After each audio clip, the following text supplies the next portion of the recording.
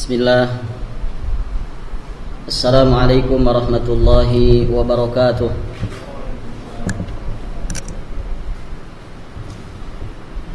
Innal hamdalillah nahmaduhu wa nasta'inuhu wa nastaghfiruh wa na'udzu billahi ta'ala min syururi anfusina wa sayyiati a'malina. Man yahdihillahu fala mudilla lahu wa man yudlil fala hadiya lahu. Asyhadu an la ilaha illallah wahdahu rabbi la syarika lahu wa asyhadu anna Muhammadan abduhu wa rasuluh. Qala Allah ta'ala ya ayyuhalladzina amanu taqullaha haqqa tuqatih wa la tamutunna illa wa antum muslimun. Ya ayyuhan nasu taqu rabbakumul ladzi khalaqakum min nafsin wahidah wa khalaqa minha zawjaha wa batha minhuma rijalan katsiran wa nisaa'a wattaqullaha alladzi tasaaluna bihi wal arham innallaha kana 'alaikum raqiba. Ya ayyuhalladzina amanu taqullaha wa qulu qawlan sadida yuslih lakum a'malakum wa yaghfir lakum dhunubakum wa man yuti'illaha wa rasulahu faqad faza fawzan 'azima. Amma ba'du, fa ya ayyuhal hadirun rahimani wa rahimakumullah. Fa inna asdaqal hadithi kitabullah wa khairal hadyi hadyu Muhammadin sallallahu alaihi wasallam wa syarral umur muhdatsatuha fa inna kulla muhdatsatin bid'ah wa kulla bid'atin dhalalah wa kulla dhalalatin finnar. Allahumma inna nas'aluka ilman nafi'an wa rizqan thayyiban wa amalan mutaqabbala. Para hadirin jamaah, ibu-ibu, bapak-bapak yang dirahmati oleh Allah Subhanahu wa ta'ala,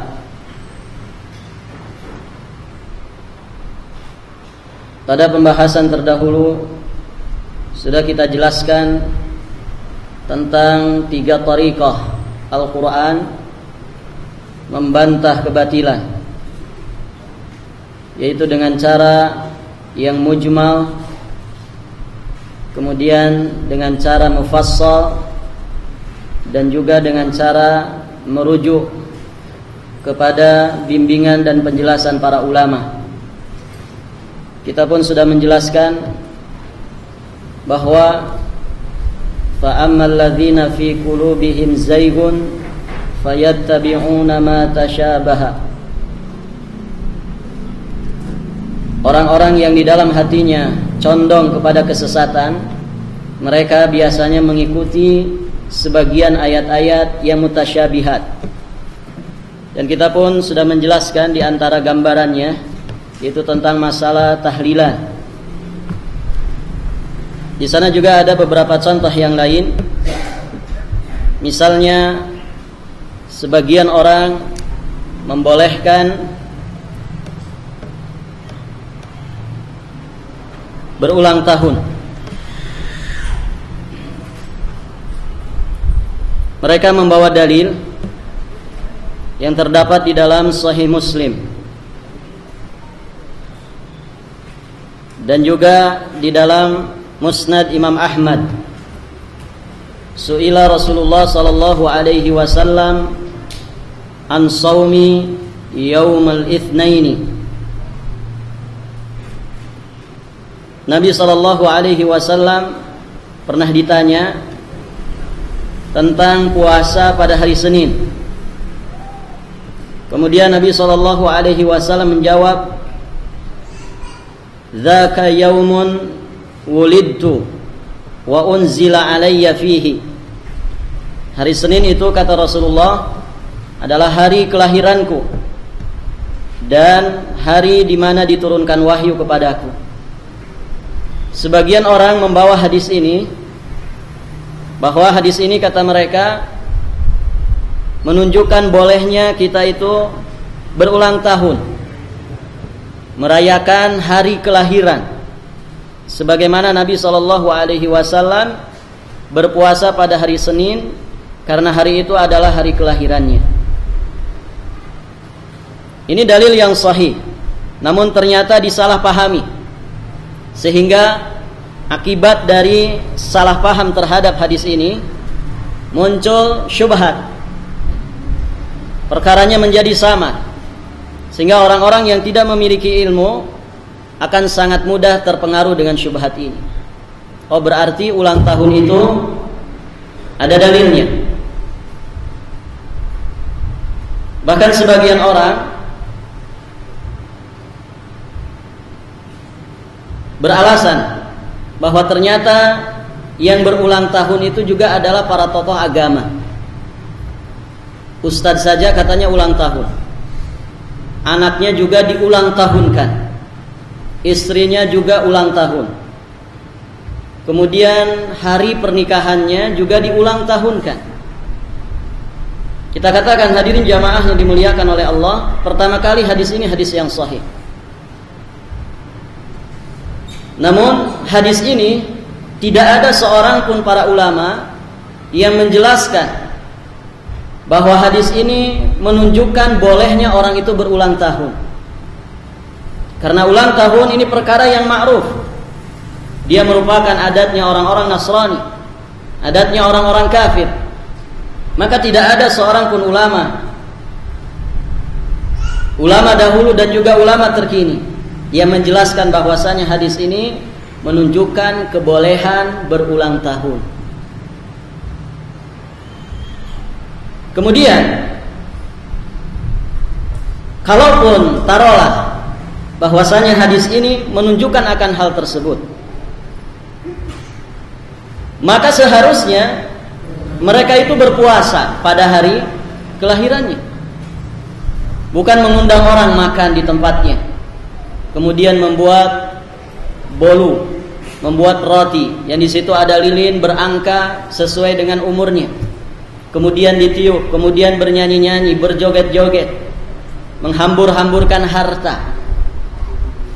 Taruhlah hadis ini menunjukkan terhadap hal tersebut, walaupun sebenarnya tidak, maka seharusnya mereka berpuasa, bukan merayakan hari kelahiran seperti orang-orang kafir, meniup lilin, kemudian bernyanyi-nyanyi, berjoget-joget dan lain sebagainya.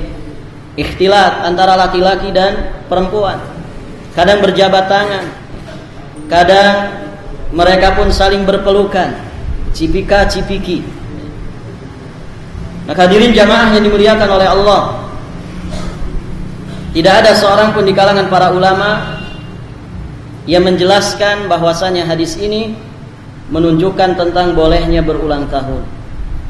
Kalau orang beralasan, bukankah sebagian ustadz juga ada yang merayakan ulang tahun, istrinya diulang tahunkan, anak-anaknya semuanya diulang tahunkan. Kemudian mereka berpandangan, masa ustadz salah, apalagi ustadz yang kesohor, apalagi ustadz yang hari-harinya tampil di televisi, ceramahnya tidak hanya di Indonesia bahkan go internasional, masa mereka salah?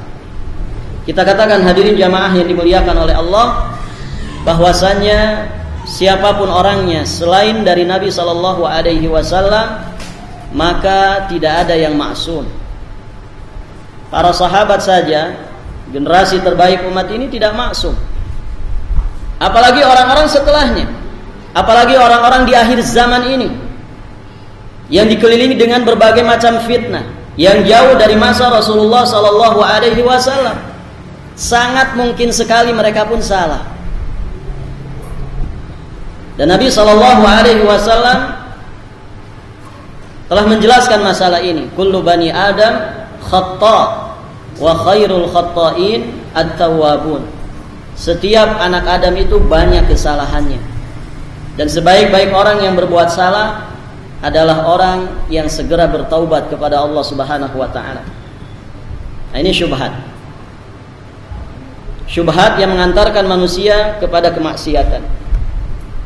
Kemudian juga di sana ada syubhat yang lain tentang masalah sholawatan.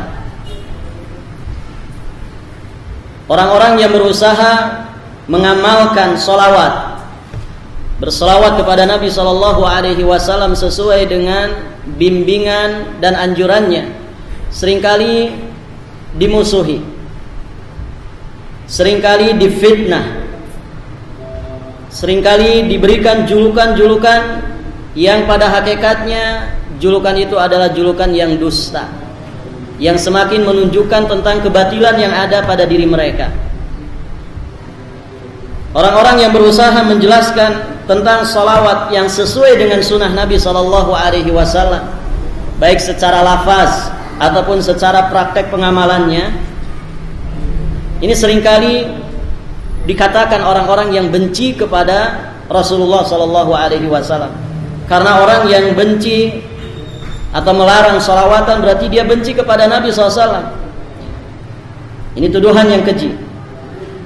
Maka hadirin jamaah yang dimuliakan oleh Allah, orang-orang ini berdalil ketika mereka bersalawat, walaupun salawatan mereka itu lafaznya tidak sahih, bukan lafaz salawatan yang sahih datang dari Nabi SAW. Kemudian kaifiat mempraktekkannya juga mereka sembarangan. Kondisi-kondisi tertentu yang tidak pernah dicontohkan oleh Nabi SAW mengucapkan salawat, mereka mengucapkannya. Contoh, sebelum azan, sebagian para muazzin sebelum azan ngapain? Membaca salawat. Atau ketika bersalaman, pernah lihat ada orang bersalaman kemudian dia mengucapkan Allahumma shalli ala. Kalau kita katakan, kenapa anda bersalawat seperti itu? Mereka berdalil. Dalilnya Al-Quran, dalilnya juga hadis-hadis Nabi SAW yang sahih. Mereka mengatakan, Innallaha wa malaikatahu yusalluna ala nabi. Sesungguhnya Allah dan para malaikatnya bersalawat kepada Nabi. Ya ayyuhalladzina amanu sallu alaihi wa sallimu taslima. Maka wahai orang-orang yang beriman, bersalawatlah kalian kepadanya dan sampaikanlah salam kepadanya. Ini ayatnya, dan ini Al-Quran kata mereka. Kemudian juga mereka membawakan dalil, Man shalla alayya salatan wahidah sallallahu biha alaihi asyra. Barang siapa yang bersalawat kepadaku, kata Nabi, dengan satu kali salawat, maka Allah Subhanahu wa taala bersalawat kepadanya 10 kali. Ini juga hadisnya sahih, datang dari Nabi SAW. Kita katakan hadirin jamaah yang dimuliakan Allah, ayat dan hadis ini tidak ada masalah. Yang bermasalah adalah pemahaman mereka, pengamalan mereka yang tanpa bimbingan para ulama. Ayat ini menjelaskan tentang perintah supaya kita bersalawat kepada Rasulullah SAW. Hadis yang tadi dibacakan juga menunjukkan keutamaan salawat kepada Rasulullah SAW. Namun yang penting kita perhatikan bagaimana tata cara pelaksanaan salawat itu. Karena mustahil sesuatu yang diperintahkan oleh Allah dan Rasulnya kemudian dibiarkan begitu saja tanpa dijelaskan cara pengamalannya. Maka dalam masalah ini kita wajib mengikuti sunnah Nabi dalam melafazkan salawat. Salawat yang kita ucapkan itu apakah sesuai dengan salawat yang diajarkan Nabi ataukah tidak? Karena ternyata tidak sedikit salawat-salawat yang dibuat oleh manusia, dijadikan sebagai wiridan pada waktu tertentu, pada hari tertentu. Bahkan sebagian salawat mengandung unsur kesyirikan. Maka dari sini hadirin jamaah yang dimuliakan oleh Allah, ittiba kepada Rasulullah SAW tidak cukup hanya mengikuti secara garis besar saja. Ya, salawat itu ada Qur'annya juga ada hadisnya. Tapi bagaimana rinciannya? Kapan kita dianjurkan bersolawat? Maka tidak boleh kita menentukan waktu, tidak boleh kita menentukan lafaz, tidak boleh kita menentukan tempat, menentukan sifat, menentukan jenis, menentukan kaifiyat kecuali apa yang telah Allah dan Rasulnya tentukan. Jadi ittiba kepada Rasulullah SAW dalam segala hal. Tidak cukup kepada amalan secara garis besarnya, tapi juga kita harus mengerti bagaimana kaifiyatnya, bagaimana Rasulullah mempraktekannya sehingga ditiru oleh para sahabat. Kemudian bagaimana jenis daripada amalan itu, sifatnya. Kalau berkaitan dengan bilangan, berapa bilangannya, waktunya kapan, tempatnya di mana. Ini penting kita perhatikan. Sekarang misalkan kalau ada orang datang ke Baitillahil Haram, kemudian dia melaksanakan manasik haji lengkap sempurna, mulai dari ihramnya, mulai dari tawafnya, mulai dari sa'inya, wukuf di Arafah, kemudian lempar jumrah, seperti layaknya haji. Tapi ternyata dia berhaji di bulan yang bukan bulan-bulan haji. Kira-kira benar nggak amal? Benar tidak? Tidak akan benar.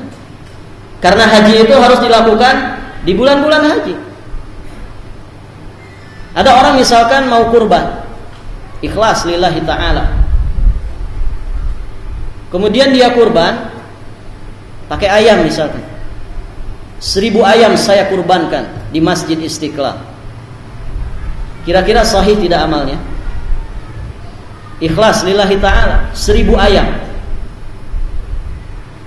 sahih amalnya? Tidak sahih. Kenapa? Karena kurban itu yang dicontohkan oleh Nabi bukan ayam. Jenis hewan kurban yang dicontohkan oleh Nabi adalah bahimatul an'am, hewan ternak. Mulai dari apa? Kambing, sapi, atau onta. Berarti ayam, kelinci, dan lain sebagainya tidak masuk ke dalam jenis hewan kurban. Nah demikian. Maka salawat, hadirin jamaah yang dimuliakan oleh Allah, tidak boleh kita menentukan ini lafaz salawat yang afdal,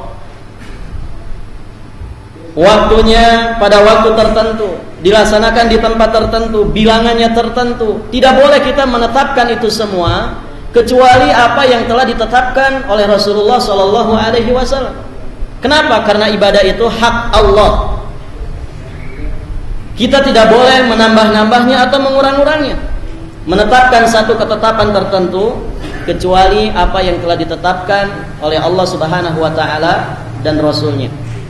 Itu diantara beberapa syubhat berkaitan dengan perkara bid'ah, juga berkaitan dengan perkara maksiat. Kita lanjutkan, hadirin jamaah yang dimuliakan Allah. Kita akan bahas beberapa syubhat yang ada pada pelajaran ke-7 ini.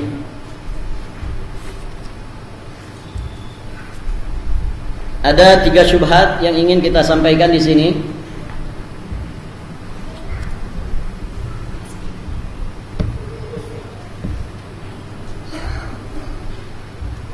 Qala al-muallif rahimahullahu ta'ala, mithalu dzalika idza qala laka ba'dul musyrikin ala inna awliya Allahi la khaufun 'alaihim wa la hum yahzanun wa anna syafa'ata haqqun wa anna al-anbiya'a lahum jahun indallah, aw dzakara kalaman lin nabiy sallallahu alaihi wasallam yastadillu bihi ala syai'in min batilih wa anta la tafhamu ma'nal kalam alladhi dzakarahu fajawibhu biqaulika innallaha dzakara fi kitabihi annal ladzina fi qulubihim zaygun yatrukuna al-muhkama wa yattabi'una al-mutasyabih. Muallif rahimahullahu ta'ala pada pelajaran ke-7 ini beliau memberikan contoh syubhat yang berkaitan dengan masalah kesyirikan. Sebagai contoh kata beliau, ada sebagian orang musyrik yang mengatakan kepada Anda dan membawakan ayat dalam Quran surat Yunus ayat 62. Ala inna awliya Allah la khaufun alaihim. Ketahuilah sesungguhnya wali-wali Allah itu mereka tidak merasa takut dan tidak pula bersedih hati. Kemudian mereka pun mengatakan bahwa syafaat adalah sesuatu yang hak, dan para nabi memiliki kedudukan yang tinggi di sisi Allah Subhanahu wa taala. Ini syubhat mereka. Jadi hadirin jamaah yang dimuliakan oleh Allah, mereka membawakan ayat tentang wilayah, ayat yang menjelaskan tentang kewalian, bahwa ada di antara hamba-hamba Allah Subhanahu wa taala yang mencapai kepada derajat wilayah, mencapai kepada derajat wali. Mereka membawakan ayat ini. Ala inna awliya Allah la khaufun alaihim wa lahum yahzanun. Kita katakan kepada mereka, apa yang Anda maksudkan dengan ayat ini? Jika yang Anda maksudkan bahwasanya wali-wali Allah Subhanahu wa taala adalah orang-orang yang tinggi derajatnya di sisi Allah, maka kita katakan na'am. Jika yang Anda maksud dengan ayat ini bahwasanya wali-wali Allah itu mereka memiliki karamah, memiliki kelebihan yang tidak dimiliki oleh manusia biasa, maka kita katakan na'am, iya. Namun jika mereka mengatakan, jika mereka maksudkan dengan ayat ini bahwasanya wali-wali Allah itu mereka derajatnya mulia di sisi Allah Subhanahu wa taala, sehingga boleh kita meminta bantuannya, meminta syafaatnya, supaya mereka memberikan syafaat atau pertolongan kepada kita di akhirat kelak.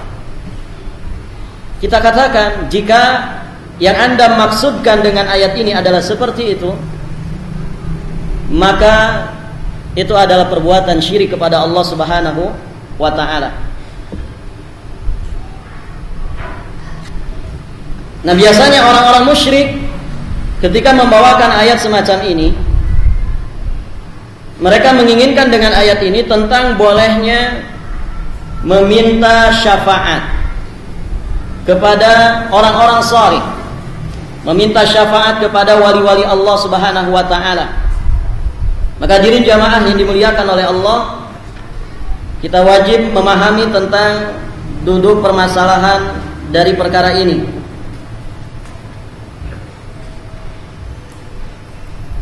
Kita jawab syubhat ini, bahwasanya syafaat itu bukan milik para wali.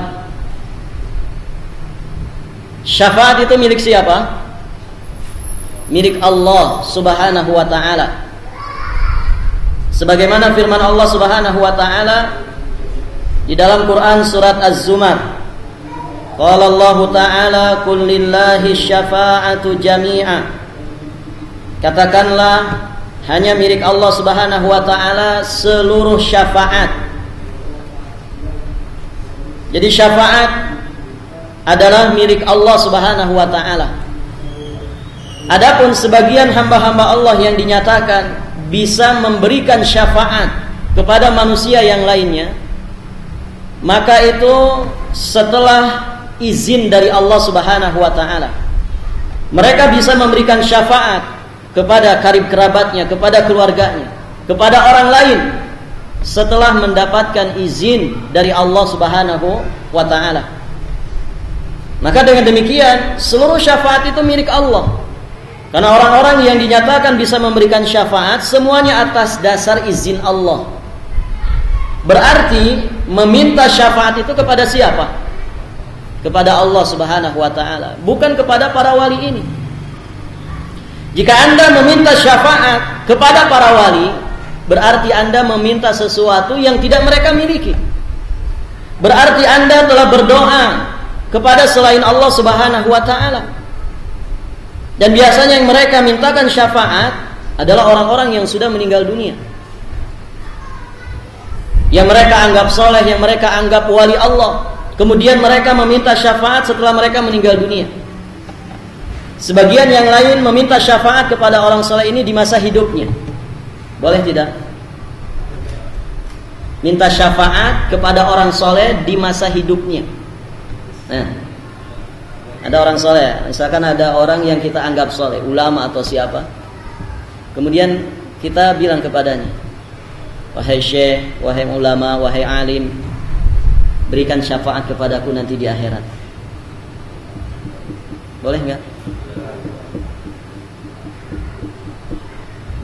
Mal jawab, jawabannya apa? Boleh tidak? Yang boleh cung, yang boleh. Jawabannya apa? Tidak boleh. Mas sabab, alasannya apa? Hah? Tadi ayatnya sudah jelas. Syafaat itu milik Allah. Manusia tidak memilikinya. Maka tidak boleh kita meminta syafaat walaupun orangnya masih hidup. Kemudian kita mengatakan, wahai Syekh Fulan, berikan syafaat kepadaku nanti di akhirat. Kalau minta didoakan supaya kita dapat syafaat di akhirat, boleh nggak? Wahai Syekh Fulan,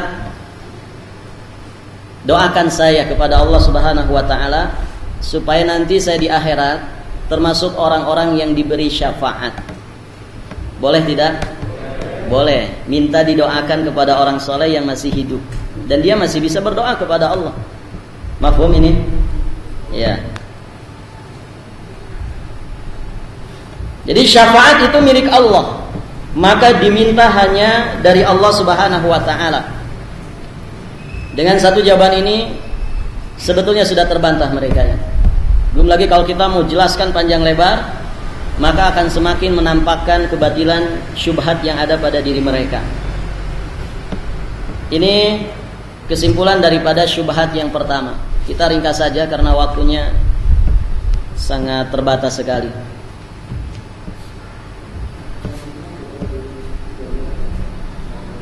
Kita masuk pada syubhat yang kedua.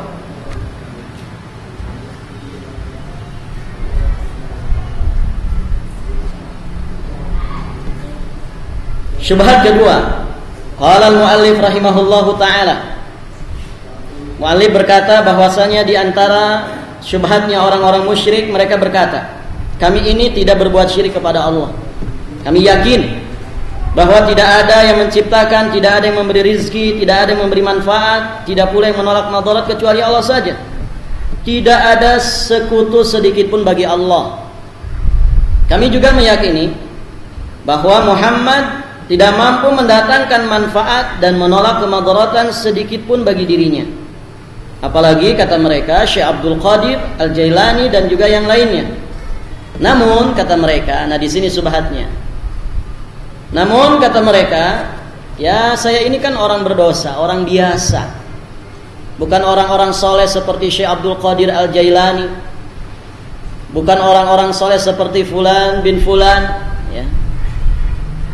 Yang mereka itu memiliki kedudukan tinggi di sisi Allah Subhanahu wa taala, maka aku memohon kepada Allah dengan perantaraan mereka. Karena saya ini orang biasa, banyak dosa, banyak maksiat, sepertinya kurang pede kalau langsung minta kepada Allah. Sangat hina diri ini di hadapan Allah. Sedangkan orang-orang soleh ini, mereka punya kedudukan di sisi Allah. Mereka ahli ilmu, mereka ahli ibadah, mereka wali Allah yang sangat dekat dengan Allah. Maka kami memohon kepada Allah dengan perantaraan mereka. Inti kesimpulan syubhat ini adalah syubhat haulat tawassul. Syubhat sekitar masalah tawassul. Ini yang disebut dengan tawasul menurut mereka. Ya, jadi kami ini tawasulan. Ya, datang ke kuburannya Sunan Kalijaga, kuburannya Sunan Ampel. Untuk apa? Tawasulan. Ini lafaznya lafaz syar'i, ya. Lafaz islami. Yang hakikatnya mereka bungkus kesyirikan itu dengan nama indah ini. Supaya apa? Supaya menjadi syubhat bagi kebanyakan kaum muslimin. Sehingga ketika ada orang yang membeberkan tentang kebatilannya, mereka tidak percaya. Masa sih, kan ini tawasulan. Bukankah tawasul itu dalam agama ada? Kita katakan, kita jawab syubhat ini. Hadirin jamaah yang dimuliakan oleh Allah. Yang pertama, laisa hadza minat tawassul. Apa yang mereka anggap tawasul ini hakikatnya bukan tawasul. Kenapa? Karena hakikat tawasul secara istilah syar'i adalah tawasul dengan wasilah yang diizinkan oleh syariat. Itu namanya tawasul. Jika kita bertawasul dengan sesuatu yang diizinkan, yang telah ditetapkan oleh syariat sebagai perantara untuk mendapatkan sesuatu, maka ini hakikat daripada tawasul.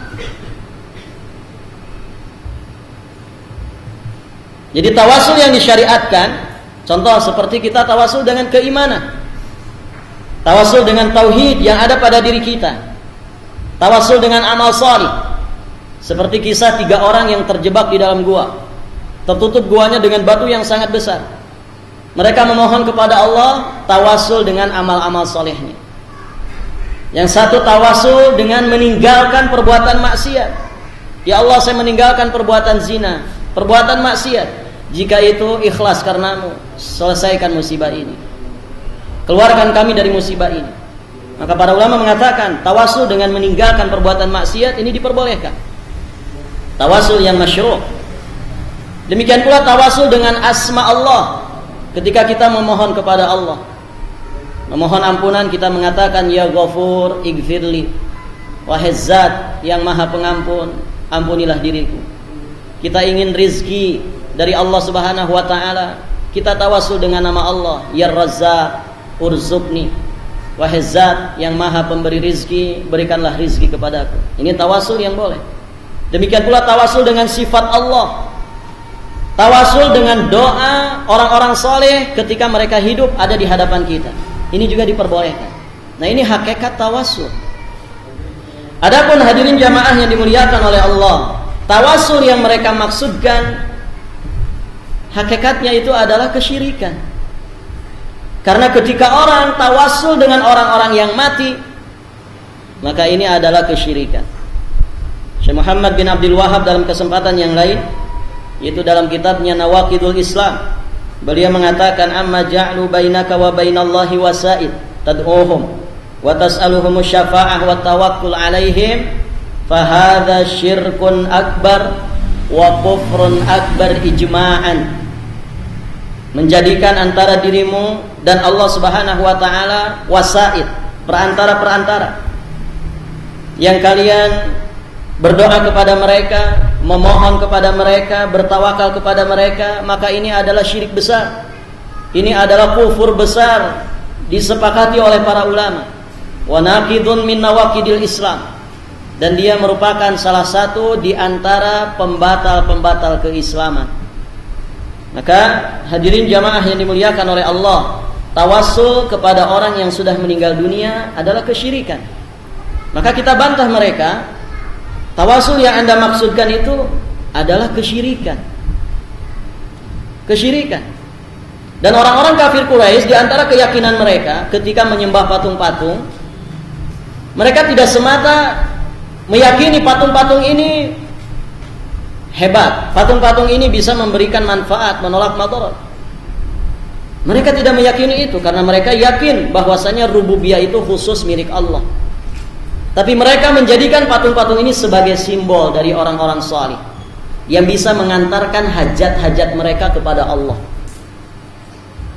Maka apa yang Anda lakukan itu tidak berbeda ya, dengan apa yang dilakukan oleh orang-orang kafir Quraisy yang menyembah Lata, yang menyembah Uzza. Wallahu ta'ala alam bisawab. Ini jawaban pertama.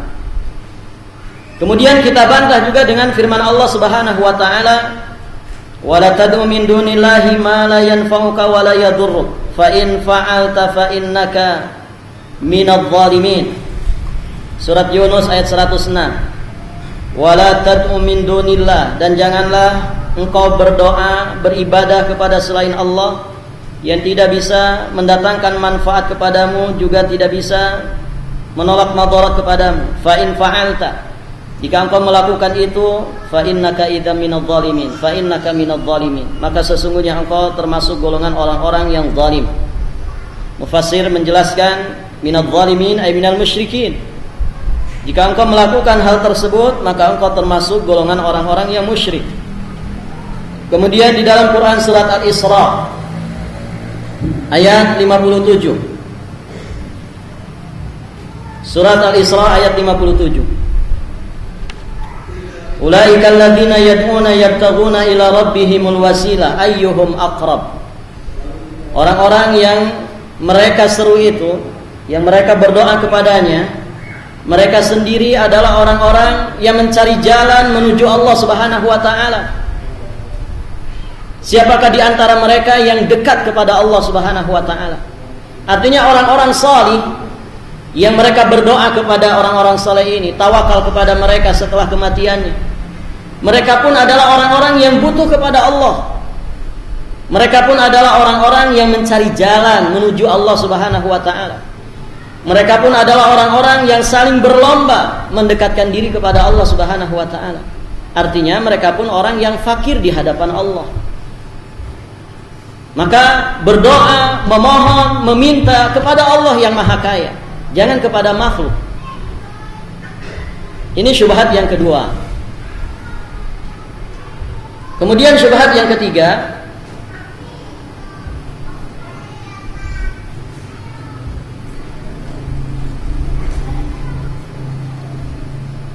mereka mengatakan bahwasanya ayat-ayat itu turun berkenaan dengan orang-orang yang menyembah kepada patung-patung. Lalu bagaimana kalian ini menyamakan orang-orang soleh itu dengan patung-patung? Atau bagaimana kalian menyamakan para nabi itu dengan patung-patung? Jadi kata mereka, ayat-ayat yang menjelaskan tentang syiriknya orang itu tawasul kepada selain Allah, berdoa kepada selain Allah, ayat-ayat yang menjelaskan tentang kesyirikan, mereka katakan itu adalah diturunkan untuk orang-orang yang menyembah berhala saja. Sedangkan yang kami sembah itu siapa? Orang-orang salih, ya. Yang kami minta kepada mereka, mereka tidak mau dikatakan kami ini menyembah orang-orang salih, enggak mau. Orang-orang soleh yang Anda berdoa kepada mereka, meminta sesuatu kepada mereka,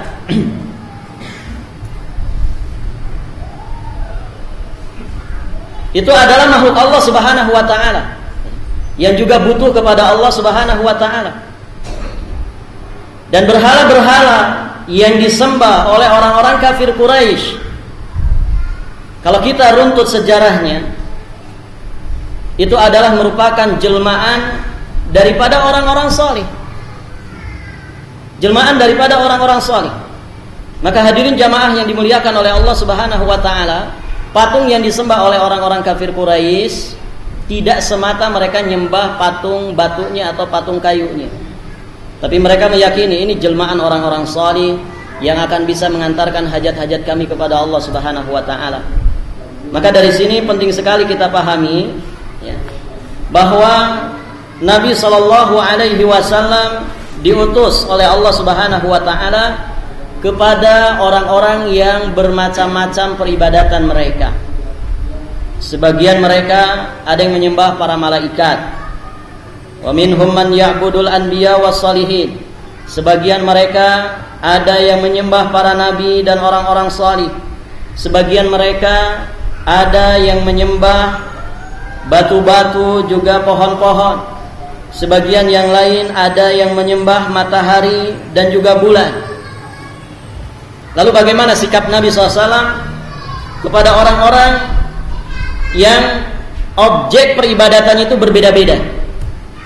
Tidak satu, tidak hanya patung saja, tidak hanya berhala saja, tapi ada yang menyembah malaikat, ada yang menyembah para nabi, ada yang menyembah orang saleh, ada yang menyembah matahari dan bulan. Banyak sekali ya, Tuhan-Tuhan mereka ini. Bagaimana sikap Nabi kepada mereka ini? Qatalahum Rasulullah sallallahu alaihi wasallam wa lam yufarriq bainahum.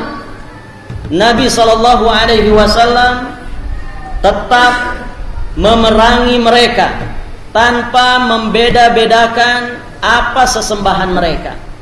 Selama yang disembah itu selain Allah Subhanahu wa taala, maka Nabi sallallahu alaihi wasallam tetap memerangi mereka.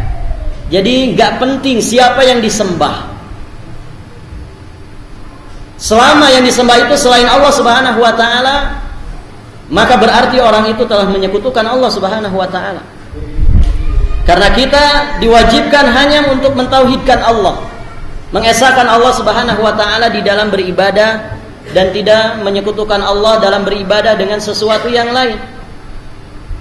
Nah, makhluk adalah sesuatu selain Allah Subhanahu wa ta'ala. Dan makhluk itu banyak. Ada malaikat, ada jin, ya, ada manusia, ada binatang, ada tumbuh-tumbuhan. Dan Nabi SAW tidak membeda-bedakan objek peribadatan mereka, karena mereka sama semuanya adalah orang-orang musyrik. Karena mereka menyekutukan Allah Subhanahu wa ta'ala dengan makhluknya. Jadi Nabi tidak membeda-bedakan. Oh, ini yang disembah orang-orang soleh, gak usah diperangi. Oh, yang disembah si fulan ini bukan orang soleh, ya, maka harus diperangi. Nah, syubhatnya mereka ini, mereka membedakan antara beribadah kepada berhala dengan beribadah kepada orang-orang soleh. Sehingga mereka beranggapan bahwa ayat-ayat yang menjelaskan tentang keharaman kesyirikan itu diperuntukkan untuk orang-orang yang menyembah berhala. Sedangkan kami tidak menyembah berhala. Bahkan kami yakin Allah Subhanahu wa ta'ala Rabb kami. Nabi Muhammad adalah utusan Allah kepada kami. Kemudian yang kami jadikan objek untuk berdoa adalah orang-orang soleh, bukan berhala seperti mereka. Nah, ini syubhat. Bagi orang awam sekilas, oh iya, ternyata yang jadi objek peribadatan mereka, doa mereka, tawakal mereka itu adalah orang-orang soleh. Sedangkan kafir Quraisy, kata mereka, adalah berhala-berhala, patung-patung, seonggok batu atau seonggok kayu. Padahal Nabi tidak membeda-bedakan objek sesembahan mereka. Nabi tetap mengukur rata. Selama yang disembah itu selain Allah Subhanahu wa ta'ala. Maka Allah Subhanahu wa ta'ala mengatakan, wa qatiluhum hatta la takuna fitnah wa yakuna ad-din kullahu lillah. Dalam Quran surat Al-Anfal ayat 39, Allah Subhanahu wa ta'ala mengatakan, dan perangilah mereka supaya jangan ada fitnah syirik, dan supaya agama itu semata-mata untuk Allah. Wa qatiluhum, ya, Allah menyebutkan secara umum, perangi orang-orang musyrik itu dengan tidak membeda-bedakan sesembahan mereka. Selama mereka itu orang-orang musyrik, perangi mereka seluruhnya, sehingga tidak ada fitnah kesyirikan di atas muka bumi ini, dan supaya agama itu semata-mata hanya untuk Allah Subhanahu wa ta'ala. Ini jawaban dari syubhat yang ketiga. Mudah-mudahan bisa dipahami.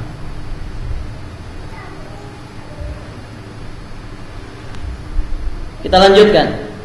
Ad-darsu ats-tsamin. Pelajaran yang ke-8. Ar-raddu ala man za'ama anna ad-du'a laisa bi'ibadah. Bantahan bagi orang yang menganggap doa itu bukan termasuk ibadah. Qala al-muallif rahimahullahu ta'ala, ketahuilah bahwa 3 syubhat ini adalah termasuk syubhat yang paling besar yang ada pada mereka. 3 syubhat yang tadi kita jelaskan. Syubhat tentang masalah syafaat, kemudian syubhat tentang masalah tawassul, dan syubhat tentang masalah membedakan antara beribadah kepada berhala dan beribadah kepada orang salih. Kata beliau, 3 syubhat ini adalah termasuk syubhat yang paling besar yang ada pada mereka. Karena itu jika Anda telah mengetahui bahwa Allah telah menjelaskan kepada kita ketiga hal itu dalam kitab-kitabnya, dan Anda pun telah memahaminya dengan pemahaman yang baik, maka syubhat-syubhat selain itu lebih mudah lagi dipahami. Jadi kalau kita paham hujjah yang nyata, yang jelas, terang benderang untuk membantah 3 syubhat yang tadi, maka syubhat-syubhat yang datang setelah itu insyaallah ta'ala lebih mudah untuk kita bantah. Nah, syubhat berikutnya, syubhat yang keempat yang ada pada pelajaran ke-8 ini, sebagian orang musyrik mengatakan, saya tidak beribadah kecuali kepada Allah saja. La na'bud illallah, La a'bud illallah. Kami atau saya tidak beribadah kecuali kepada Allah. Sedangkan kata mereka al-iltija kepada orang-orang salih dan berdoa kepada mereka bukanlah ibadah. Jadi mereka mengatakan kalau kami minta perlindungan, kami memohon kepada orang-orang salih, itu bukan ibadah. Ini syubhat. Kita jawab, hadirin jamaah yang dimuliakan oleh Allah, tentang syubhat ini. Kita katakan kepadanya, "Thayyib, kalau Anda mengatakan bahwasannya doa itu bukan ibadah, sekarang ma makna ibadah? Apa makna ibadah itu?" Kalau dia bisa menjawab pertanyaan ini, maka pasti dia akan memahami bahwa pernyataannya itu salah. Pernyataan dia bahwasanya doa itu bukan ibadah, maka terbantah. Kalau dia mengatakan saya tidak tahu makna ibadah itu apa, kita katakan, kita jawab dengan jawaban berikutnya. Bagaimana Anda mengatakan doa itu bukan ibadah sedangkan Anda tidak paham ibadah itu apa?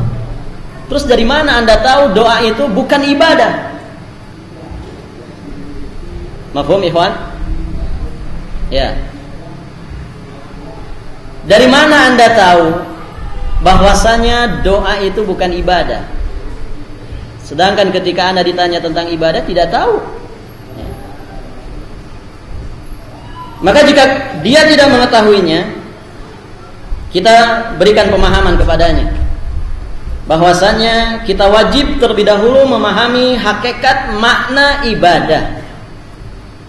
Karena sebagian orang ada yang ketika ditanya ibadah itu apa, nggak paham. Ada sebagian yang ketika ditanya ibadah itu apa, dia menyebutkan contohnya saja. Ya, ibadah itu sholat, datang Ramadan berpuasa, punya duit berangkat haji, ya, zakat. Ya. Kita katakan itu contoh ibadah. Yang kita inginkan makna ibadah itu apa?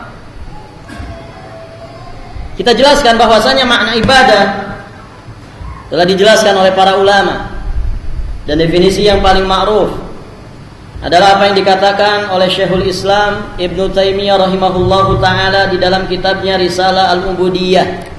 Qala rahimahullahu taala, al-ibadatu ismun jami'un likulli ma yuhibbuhullahu wa yardah minal aqwali wal a'mali adh-dhahirah wal batinah. Bahwasanya ibadah itu adalah sebuah nama, sebuah ungkapan yang mencakup segala sesuatu yang dicintai dan diridhoi Allah Subhanahu wa taala, berupa perkataan ataupun perbuatan, baik yang nampak ataupun yang tidak nampak. Itulah ibadah. Maka segala sesuatu yang dicintai Allah, yang diridhoi Allah Subhanahu wa taala, entah itu ucapan ataupun perbuatan yang lahir ataupun yang batin, itulah hakikat ibadah. Jika kita telah memberikan pemahaman ini kepadanya, maka kita katakan pertanyaan berikutnya. Sekarang doa itu diperintahkan tidak oleh Allah. Doa itu diperintahkan tidak sama Allah? Diperintahkan. Dia kalau menjawab diperintahkan. Thayyib, ayatnya juga sangat jelas. Ya. Ud'uni astajib lakum. Berdoalah kalian kepadaku, niscaya akan aku ijabah doa-doa kalian. Atau ayat-ayat yang lain yang semakna tentang perintah berdoa kepada Allah saja. Thayyib, apakah setiap perintah Allah itu dicintai dan diridhoi? Apakah setiap perintah Allah itu dicintai dan diridhoinya? Jawabannya pasti apa? Naam. Iya, setiap perintah Allah pasti dicintai dan diridhoi. Mustahil Allah memerintahkan sesuatu ternyata itu dibenci sama Allah. Apakah setiap perintah Allah itu dicintai? Jawabannya pasti iya. Lalu setiap yang dicintai Allah itu apa? Hah? Tadi definisi ibadah apa? Segala sesuatu yang dicintai oleh Allah. Karena doa itu diperintahkan oleh Allah, otomatis dicintai oleh Allah, diridhoi oleh Allah. Segala sesuatu yang dicintai dan diridhoi Allah, maka itu adalah ibadah. Berarti doa itu adalah ibadah. Terbantah tidak? Terbantah. Berikutnya, masih ada bantahannya. Kalau doa itu ibadah, bolehkah kita memalingkan doa ini kepada selain Allah? Kan sudah diketahui nih, doa itu ibadah. Pertanyaan berikutnya, kalau kita sudah paham doa itu ibadah, bolehkah kita memalingkannya kepada selain Allah? Datang ke kuburan kemudian berdoa kepada orang yang mati. Boleh tidak? Tidak boleh. Karena Allah mengatakan wa ma khalaqtul jinna wal insa illa liya'budun. Tidaklah aku ciptakan jin dan manusia melainkan supaya mereka mentauhidkan Allah, mengesahkan Allah dalam beribadah. Berarti kalau orang berdoa kepada selain Allah, sama saja dia berdoa kepada beribadah kepada selain Allah. Orang yang beribadah kepada selain Allah berarti dia jatuh dalam kesyirikan. Maka terbantah syubhat Anda yang mengatakan bahwasannya doa itu bukan ibadah. Itu dari ayat. Dari hadis juga Nabi SAW mengatakan ad-du'a huwal ibadah. Sangat jelas lafaz hadisnya. Ad-du'a huwal ibadah. Doa itu adalah ibadah. Nabi sendiri yang mengatakan doa itu adalah ibadah. Bahkan seluruh ibadah yang kita lakukan juga masuk dalam cakupan makna doa. Karena para ulama mengatakan doa itu